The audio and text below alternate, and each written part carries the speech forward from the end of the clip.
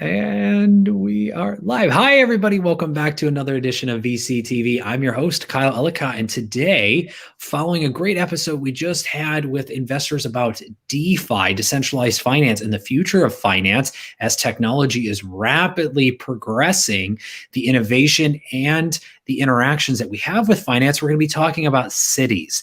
What do cities look like going forward in the future? How will cities be redefined or reshaped as technology has advanced, and how we as citizens or those living within cities and or migrating to cities, what happens?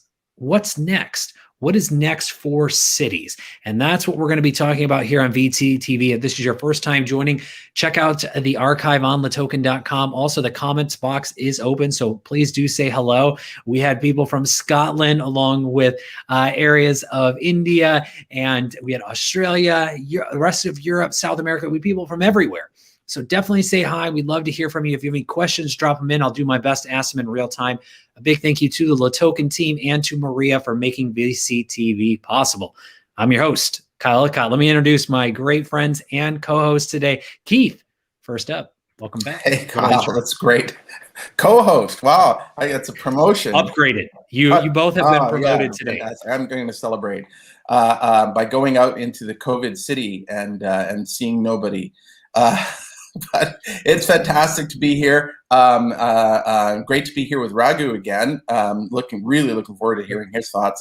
So my background, I've been 20 years in venture capital. In 2020, I've moved a little bit more over to the private equity side, acquiring companies with 25 million in revenue or below. So playing in a spot different than where mainstream private equity plays and where we can add a lot of value. I was an entrepreneur for the 90s and then corporate venture with Mitsubishi and then BASF, mostly focused on the clean tech side of things. So now I'm Upper Stage Ventures, which is my new firm, and we just closed the deal last week. I should have joined your first show because we just closed a DeFi deal. I'm pretty excited about that. Awesome. Congratulations. I was literally just texting you. I wanted to hear more, so it's perfect. We'll follow up after the show. It's exciting. Thank you, Keith, and welcome back, Raghu. It's always a pleasure. As always, a little intro, a little background for everybody. Thank you, Kyle, and VCTV. Always enjoys these sessions. I learn a lot, and hopefully I'm able to help with additional insights to others as well.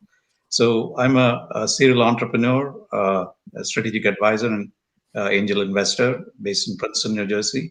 My areas of interest are decentralized cybersecurity, on which I'm collaborating now with our friend Gary, who's just joined, and green tech and clean tech and biotech, but all from a social impact aspect. And I think this pandemic, 100-year event, has kind of changed our lives. And whatever issues we have had, that it's also created a lot of opportunities. It has created this whole impetus for a lot of technologies to change that should have taken a lot longer to happen. So I think that's a good positive thing that's coming out of this, and I think we look forward to talking about that more. Yes, absolutely. And last but not least, Gary, welcome back to the show. A little intro, a little background for everybody. Great to be here with my friends, and of course you, Kyle, the wizard, the Grand Poobah. It's great to be here and talk about tech. I feel like it's a family affair. I feel like, what was that show that used to have the Hollywood Squares? That's it. I remember. I feel da-da-da-da. Anyhow, it's great to be here. My name's Gary Fowler. I'm a serial entrepreneur. I love artificial intelligence and quantum computing. I've done 17 companies. I am the CEO, president, co-founder of GSD Get Shit Done Venture Studios, a premier AI and quantum venture studio located in Silicon Valley. I curate companies from around the world. I started the first accelerator in Russia and the #1 private corporate accelerator, GVA Launch Gurus. I've done 2 unicorns. I was on the original management team of Click Software and also Eva.ai, which I started 5 years ago. So I write a lot. I've written 120. I actually just sent you an article, Raghu. My 125th article, actually. Decentralized cybersecurity. And yeah, I'm located in Silicon Valley, although right now I'm in Palm Beach in Florida, riding out the last wave of COVID. As soon as I get my shots, I'm out of here and back to the valley. Wonderful, Gary. We're welcome. We're ready to welcome you back here in all the ways. And Keith, Raghu, Gary, guys, I want to talk about the future of cities as we look to today's topic and what this means in a 2021 post 2021, maybe even a 2022 era and beyond. You know, how will cities be reshaped? And Raghu, I mean, you and Gary both mentioned one key word I want to touch on first, and that's security. You know, how will cities be reshaped as things look forward and as we either condense ourselves or spread ourselves out from cities and we look to have technology a little bit more impactful within? So Raghu, kick us off. What does the city look like? How does security play a role here in this new world? Yeah, I think cities are going to be kind of re-architected from a workflow, remote workflow. I mean, because that's become our kind of lifestyle now, and a lot of it is going to stay. I think Gary talks about how temporarily we'll have this thing about coming together physically and all that, but a lot of the technologies that are in place are not going to go away because they've shown us how easy it is to do certain things. That once you have the rapport established of physical few meetings or whatever, you can do these transactions without having to get in and create more carbon emissions, right? So I think there is obviously cities are still going to come back, but it is going to be different than what it was. Part of it is going to be how we interact with each other. Part of it will be there is going to be more safety measures that are going to be in place. At least this is not something that's going to happen overnight, right? There's a gradual transition to opening up, especially the entertainment aspects of it. So there is going to be new infrastructure in place, for safety, just like 9/11 caused a whole from travel and, from physical security perspective. This is also physical security, but more from a health viewpoint, right, as opposed to a terrorist viewpoint. So I think that just like you had some regulations come, some of that takes a little while to happen, but it's now probably coming now soon. And one of the things will be entering and leaving buildings, going into obviously any kind of public places. There's this whole perimeter security concept. If you extend it, going inside a building, you want to have a safe building, your workspaces. That is one way to look at it. But then in public spaces, it's very different, right? Because there's no enclosed space. You have to have more of the zero trust type of concept, but with physical security in place. So some of those things are being worked out. The technology is there. How do we balance security and our privacy is kind of one of the drivers that have to be looked at carefully. And because we have cameras all over the place, and we can put more. so I think it's really a question of how much we are willing to give up on the privacy and in terms of tracking and tracing and all this stuff, and how cumbersome it's going to be. We are willing to take off shoes to get into a plane. I mean, to get screened, right? But are we willing to, every time we go somewhere, to have a nose swab done? So those are the kind of things we have to be prepared to answer soon. Yeah, and it's some of that too. Will we know we're giving it up as well, right? When it comes to the privacy, will it be baked into terms of services that we blindly click, or will it just be done for us as well? So there's a lot of questions to be had and things to be worked out. Gary, anything to add, and also just your general thoughts as where cities go here in 2021 and beyond? So we've said before that our life has fundamentally changed. So the question, the situation is going to be from obtrusive to unobtrusive. We're going to see the things will happen that we won't really realize that they're happening, like cameras in airports to be able to see who's crowding together, like thermal imaging detectors. FLIR had a conversation with the CEO and president of FLIR recently. So we're going to have cameras that can do all kinds of different things. But then, as you've said, and had a conversation with the head of Smart Cities for Intel, the general manager, there's what about our rights? right, with all the racial profiling, et cetera. How's that going to play in, and where does safety, how do we balance that out in terms of safety? So what are we willing to give up for that safety? The other thing is, but I think, Kyle, what's going to happen, and I've said this a number of times, and Raghu and I have discussed it, we're going to see an onslaught of people, and you're seeing it right now. I know we had a conversation about it earlier. People are going to be going to the movies again. People are going to be hanging out at concerts. They're going to go to baseball games. They're going to crowd. They're going to do all kinds of things. They're going to travel and fly to meetings. You know, we're going to see airline travel, Priceline.com, all kinds of things just go through the roof, because you're going to have this incredible mentality because people want to connect again. Then we're going to see about 6 months later that start to wind back, and people say, this is the most inefficient thing that I've done in a long time. I can't connect with Keith in Vancouver and my friend Raghu in Princeton and you in San Francisco. It's going to be, you know, then there's going to be, my opinion, and I'm a clinical psychologist, so you know, I haven't practiced in a long time, although sometimes I think I practice with my wife and kids all the time, right? But it's, you know, the situation is we have learned a lot during these times. Pre-COVID, we got into a situation where we weren't really close to our families like we had to be. We were forced to be during these times.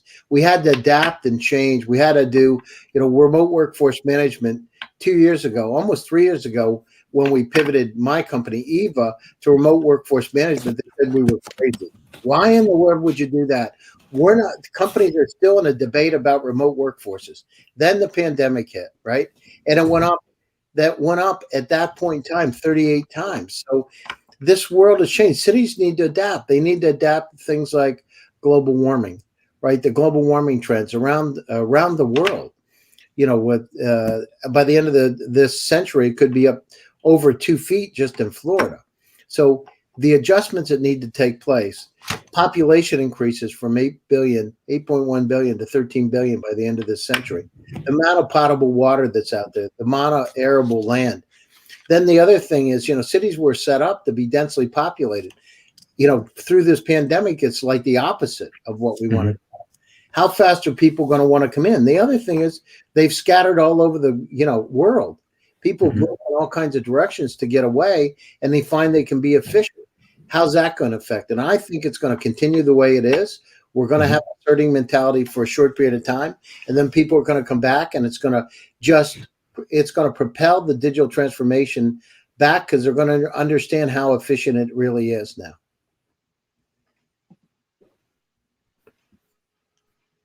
Kyle? I think Kyle may have frozen there. Agreed. Go ahead, Keith. Go ahead, Keith. You had one of these expressions where you had your head out like this, and I thought, like, he has a question. Deep thought. Deep thought. I was like, oh my. I was in deep thought. I apologize. I thought Bitcoin must have been 70 or something. I was in such deep thought, I actually caused the internet to freeze for just a few seconds. It's a superpower. You are the wizard. I am the wizard. I'm the Professor X here. Come on, buddy. There you go. We got Professor X over here. I think we got to have names for everybody, right? Professor X, a wizard. There you go. I mean, this is a good point before Keith goes. I mean, the future of cities, bandwidth is an issue. We've got states and cities in the northeast of the United States that are actually limiting and restricting bandwidth and throttling bandwidth to homes and commercial buildings because of the bandwidth is just not there, and also from a pricing perspective. But when you look at that on a global scale, bandwidth is an issue, and that's why things like Starlink, we've talked about as well, could be and are very interesting. Also, with the power of 5G coming into play as well, and potentially 6G and others, this changes the game. So while my little face froze in deep thought, that just shows the power of what we're going to have to be thinking about as we look at the future of cities, because our bandwidth and our infrastructures are not maybe yet in place for this future of data, the future of technology integration, and the future of security. We are not yet ready for any of those in most cities around the world. Gas pipes not freezing too.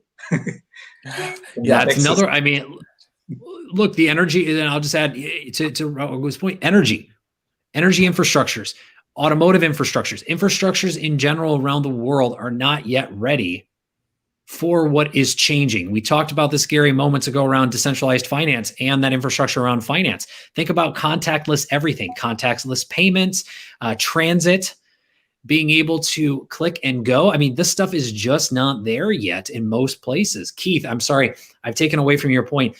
Anything to add from Gary, Raghu, but in general, what is your view of cities as you're looking at investing in some of these areas as well? Yeah, absolutely. I think that the biggest change to cities is going to be because of the changes we've all had to have in work and school. Let me decline that call.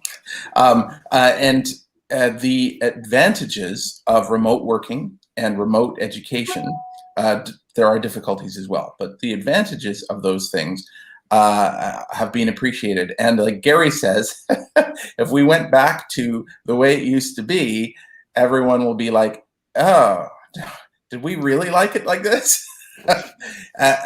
We've seen a massive movement in China towards remote education, towards providing every child with digital textbooks, digital workbooks to work from. It's been an enormous nationwide move. China had a political advantage to respond very quickly to the threat of the pandemic. And they implemented sweeping change very quickly. And I think that they really took a leadership position that all other countries should be envious of. But there are some small countries that were able to respond very quickly, but no other large country was able to do what China did. They completely changed work and they completely changed education. Education went entirely remote. Unless you were breaking the law in some sort of small private school outside the system. It was 99% all remote. That made changes to people's lives where parents had to make adjustments to that. Remote working helped, but there were a lot of difficulties with that. I think remote learning, even here in North America, where everybody's be complaining, don't want their kids home all the time. They want to get their kids back to school. They want something more normal like that. Having all the course materials and the ability to do the work available to the kids online and to the parents to monitor what's going on, that's not going away. Mm-hmm. And the movement towards remote working was already in motion before the pandemic, right? If anyone here who is a millennial or has hired millennials knows that it is a common request for anyone going into anything other than a really junior position to be requesting a certain number of work from home days. It was a standard request expected in a late stage interview and negotiation around compensation, and that is very much more the case now. In one of my startups, Kila, which is CRM for nonprofits and charities, we shut down our office entirely. We were in a situation where the lease was coming up, and we just made a decision that we don't need an office right now, and by the time the pandemic is over, there's going to be so much underused office space that we'll be able to get a much sweeter deal. If we even want that, and who knows what we want, we're going to figure that out over the course of this year. We did a survey of our employees. How many work from home days do you think is appropriate? And what came back is that people wanted 2 days in the office, not 2 days working at home every week. They wanted to come into the office less than half the time. That's going to change not just offices, collapse in commercial real estate, but it will also have to change infrastructure and the way we structure our cities, transit, and all aspects around that. That's going to be very interesting. A lot of people are going to lose a lot of money, and a lot of us are going to make a lot of money. Curious, what days were the employees thinking about wanting to come in? Was it Monday, Friday? Was it some combination of random days, or was there a set schedule that people were It was interested in more than definitely others? not on their birthday. No, I think that as to that, opinion was divided. I think it will be a command decision about. It will probably be teams, right? Like the sales and marketing team. That maybe the sales side doesn't matter so much. Those people are competitive anyway, and they can do their job from anywhere. But if you're talking about the marketing side of it, I want the whole team together. Maybe it's Tuesdays and Wednesdays, or if it's a development team where we're working on version 3.0 of our software, I want the whole team there on these particular days so we can get the synergy of groups, challenging each other's thinking and finding best ways to solve problems. Yeah, it's an interesting concept, which is why I asked. I think everyone will have probably a different opinion. And to your point of team structures, and Raghu, I want to come to you around biometrics. So talking about security, do you see biometrics playing a role in the future of securities at all, or excuse me, future of cities at all? Yes, I mean the issue with that is how the things like technologies like facial recognition, how much are you willing to give up in terms of privacy? So maybe other biometrics may be more acceptable, than facial recognition, because it's kind of goes straight to your privacy directly. So maybe behavioral biometrics could be used to supplement something like a fingerprint or something that isn't obvious. In terms of course, the strength of the biometric is still needed. Some countries have the advantage of what Keith was saying. China and India, for instance, has been able to do the whole vaccine supply chain through one single DigiLocker, which is they can put it there. So they have national ID called Aadhaar, so you can actually show that you're vaccinated, without everybody knows. So that kind of infrastructure is not there in US for reasons of privacy. So we have Chinese walls between a lot of things, and I think we'll continue to have that. But you still need a way to convey that the safety, right? There are different ways to look at it. One would be like how when we get on a flight, how do we know that we are in a safe space? And so I think the testing technologies are going to it's right now there's a lot of players. It's a very crowded market, but very rapidly the technology is maturing, and we will have much better testing technologies, so which will be less intrusive than even having to take off your shoes. So that's where I see things going, where people touch, for instance, inside a place without necessarily, it's all anonymized, right? For instance, in a hospital, you can figure out which places are most touched, by people and things like that, and whether people are, taking care of their sanitation, washing hands, or those kind of things can be, I think, easily enforced and specific to healthcare. There are screenings that will be needed, but public, place screenings in public environments as opposed to closed environments are going to be different. And I think we would be willing to give up certain additional level of privacy in the closed environments. But in a public place, I think it's still a very open challenge how we're going to have, sports events, concerts, and many of these things, because I think the virtual part of that in sports events, maybe some sports you can do it, but concerts and some of those, I don't think you can replicate that virtually yet. It's and there's portions of that, right? I think that the experience might be what you're referring to there around concerts and events, as we're seeing a number of virtual events and conferences and concerts as well, and some are actually more engaging than those that we took place in person, but it's a different experience. There's a different connection to that as well. Right. But Gary, talk to us about AI. how will AI and you leveraging the data that has been created, or whether it's historic or real time, impact maybe the future of cities in terms of how they're laid out, where things are built, and how they function going forward? Yeah, so I had Samir Sharma, who's the general manager of Intel in Smart Cities and Internet of Things. I had a conversation with him a number of weeks ago now, but it was really interesting. So think about how inefficient the cities are. Then talk about, just like traffic lights. The traffic lights are programmed, and on average in the US, they are 8 years old in terms of the programming. Well, how many shifts take place within a city during an 8-year period of time? Why not have it set up so real time based on traffic flow that it changes? How much more energy would we save?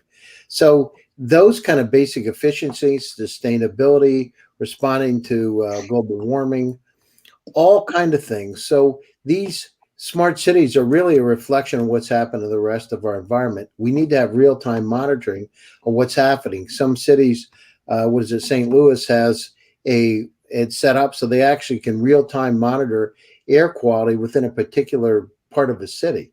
Mm-hmm. So, and as we go down this path with global warming and the increase in sea levels change, think about cities like Miami, right? Miami's a hot spot today, but in another 100 years, it may be underwater, right? So we need to look at these things and we need to course correct. The beauty of the situation is that during the last year, we've seen the Himalaya Mountains for the first time in 30 years. We see what the impact is.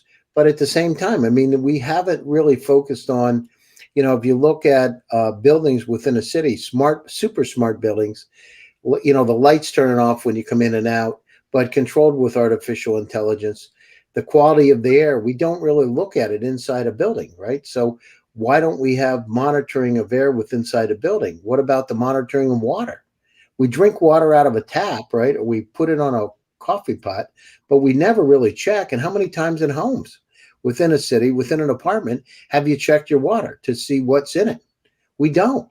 But these are the kind of things. This is what the future of the city looks like. And the other things to make them very efficient. So one of the cities, and I believe again it's St. Louis, has it set up so they've got, we used to have phone booths, right? Now they've got these internet cubicles on the street so you can get in. Why not have it set up so you can, why not we got the technology now. What are people trying to do? They're always trying to find a Wi-Fi hotspot and they're going to the Starbucks. Why don't we have it set up so we have these cubicles? Those are the kind of things. We need to use the efficiencies of the system. So the other thing is, all this area with cryptocurrencies, Bitcoin, ATMs, really striving forward. The problem we have, the challenge is we have outdated infrastructure, the grid, right? In California, I can't tell you how many times. It's really amazing to me. So I have an office across from Stanford, and the internet connection sucks. Now, how can that be? What's wrong with that picture? You know what I mean? And I'm not talking inside the building. What is wrong with the picture? Then the power goes down, plus it costs a lot of money. Why? There's so many people there, they have not upgraded the grid. So blackouts. So we've got to go down through. We got to look within, right? We got to look within. We got to adapt to the future. That's why places like Africa and India are going to pull ahead of us, because they've got, they didn't have to go through these infrastructural changes. They've adapted accordingly. So, and now with Starlink coming out, Starlink, this is what, if you read Nikola Tesla in the late 1800s, early 1900s, and he talked about the democratization of opportunity and wireless transmission of electricity. Think about it. It's crazy. It's 100+ years later. And what he talked about then is happening, now, right? And now it's in terms of communications. But that's what's incredibly exciting today. So what we need to do around the world is figure out now to adapt. And then the other thing is how we can work together. How can cities communicate with one another? How can groups, organizations within a city streamline the efficiencies so it's updated? Things like smart contracts and blockchain and all the processes that we have available to us, implement them. And my hope is that it happens of course, I don't like COVID-19 at all, But what it's done in terms of propelling us forward is amazing. My hope is that these cities now are prepared to propel forward faster too, because if not, we're going to get into the same trenches we did before. My belief is that it's going to happen. And by the way, I mean, COVID-19 is not the worst thing we could have had. I got to tell you, I work with the State Department, with the ISTC, which was an offshoot of the State Department, part of the funded by part of the EU, South Korea, Japan, Canada, the US, and Russia. And there's a lot of other things that are a whole lot worse. Let me tell you, this is not the worst thing you could have, right? Not even close. So Keith, you're unmiked. I'm gonna let you go. Go ahead if you have any comments. I'm sure Gary, I love the way you think, and keeping up with you is always hard. There's so many things in there that I want to talk about, but let me talk about your points about how we're not monitoring indoor air quality and water and points around our city and all of that. And there's been two things behind that.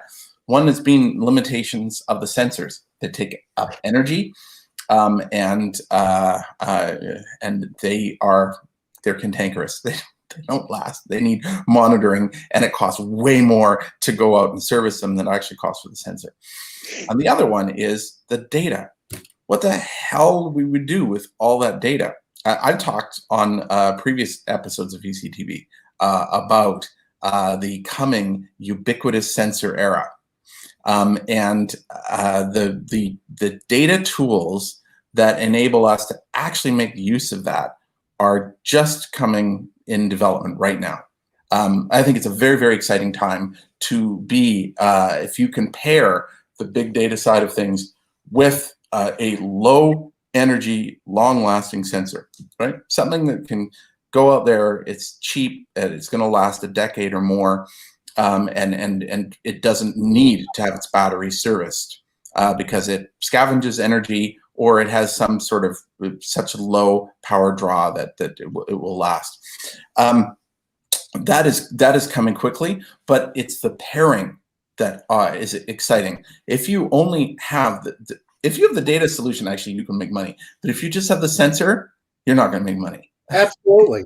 I agree 100%. And then taking that data and be able to use use machine learning and deep learning and quantum computers and tying this all together, that starts becoming the magic, right? That's where it's interesting. I told a story here before on the show, but I'll repeat it again because it's just so fantastic. I looked at a company that was an indoor air quality sensor company, and its product was to tell you if your furnace filter needed to be replaced. That was what its product was. It went into your ducts and did that. But I looked at what the data reveals. The data tells you how many people live there, when they're awake, when they're asleep, when they cook, what they cook, if they overcooked it, when they shower, when they use the bathroom, if they have pets, when people visit. All of that stuff is in that data, right?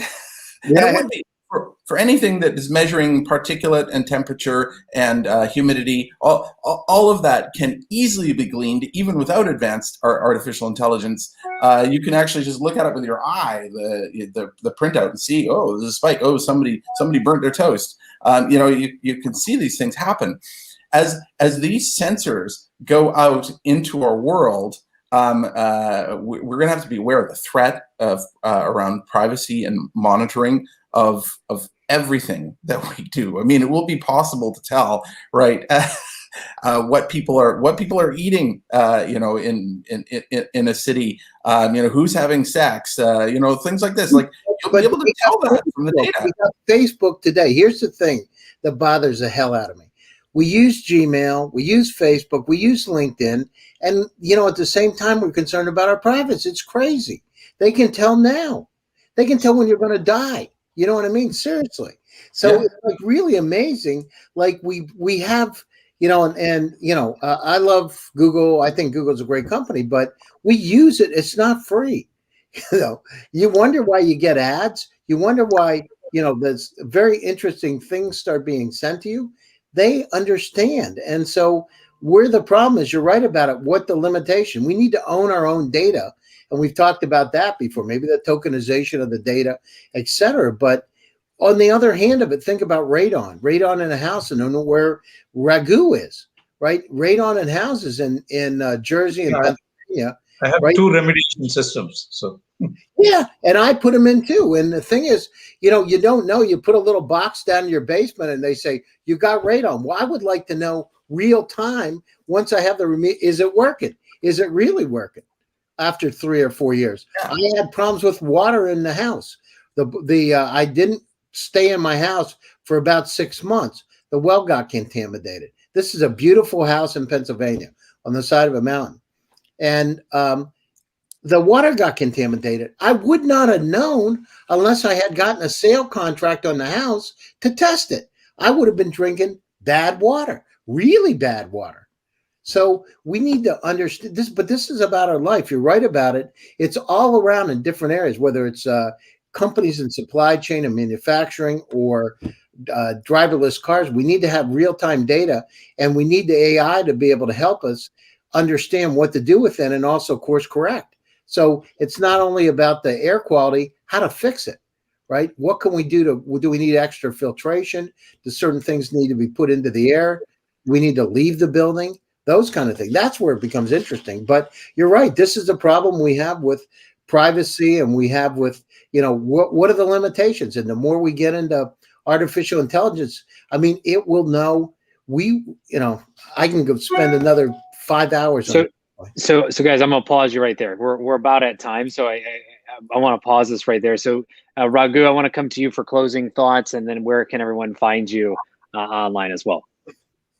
Sure. I think, as Keith and Gary pointed out, we are in a learning phase right now. But the good thing is that the people are aware of how technology can actually help. If this had happened, 15 years ago, we couldn't have handled the pandemic as well as we did, right?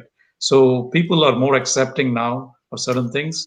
The big issue is security and privacy, right? Because technology is there. How is it going to be applied so that we can balance it with our privacy? So I think solutions are coming. I think that we have a lot of point solutions. How can we bridge them into an integrated framework? I think that's the key in the future. People can find me on LinkedIn at Raghu Esra. Thank you. Thank you, Raghu. Gary, closing thoughts. Where can everyone find you? Yeah, these are exciting times. And I got to tell you, it's just every day I wake up and I think about all the opportunities that are out there. This digital transformation has put forward for us all, whether it's cities, whether it's in our individual lives, et cetera. So I'm excited about it. Data is incredible. We need to understand what to do with it. AI is the new electricity, and quantum computer is going to fundamentally change our lives. You can reach me, Gary Fowler, on LinkedIn. You can reach me on Twitter. Love to hear from you, and stay healthy, stay safe. Thank you very much, Gary. Keith, close us out.